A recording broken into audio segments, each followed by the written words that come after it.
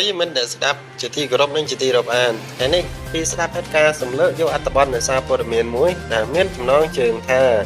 tăng đà ra tăng mà hai chuồn cho rùm nông kia bò để trả thả với cá chun lộ ta cùng này đòi off all sato smart phở này bot time to ride កាលពីប្រហែលថ្ងៃមុននេះប្រិមិត្តអ្នកគ្រប់គ្រងនឹងតាមដានវិស័យសិល្បៈនៅកម្ពុជាភាគច្រើនបានជ្រាបហើយថា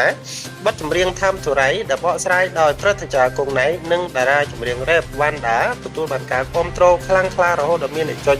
ចូលស្ដាប់ដល់ទៅ100លានដងឯណោះដើម្បីតបស្នងទៅកាន់លោកតាគង់ណៃផលិតកម្មបារមីបានបង្កើតយុទ្ធនាការ100លានរៀល Time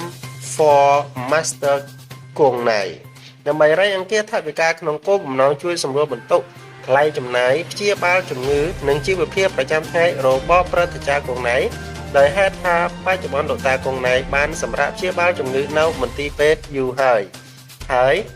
ពេលនេះលោកតាក៏បានធូរស្បើយអំពីជំងឺផងដែរក៏ប៉ុន្តែនៅមិនទាន់មានកម្លាំងអាចធ្វើដំណើរនិងសម្ដែងបានដូចមុននៅឡើយនោះទេ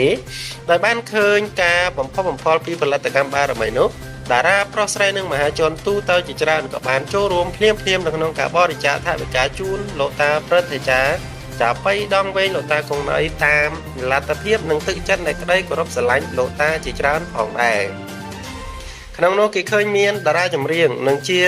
នាយកប្រតិបត្តិការផលិតកម្មបារមីកញ្ញាឡូរ៉ាម៉មបានបរិច្ចាគចំនួន$1111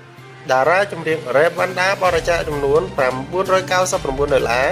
អ្នកនាងពេជ្រសុភាបរិច្ចាគចំនួន$500និងសិល្បករសិល្បករនីជាច្រើនទៀតបាទអរលោកនាងជាទីមេត្រីនេះគឺជាកង្វះអត្ថបទសារព័ត៌មានដែលនិយាយអំពីភាពល្បីល្បាញនៃបទថាមទុរៃរបស់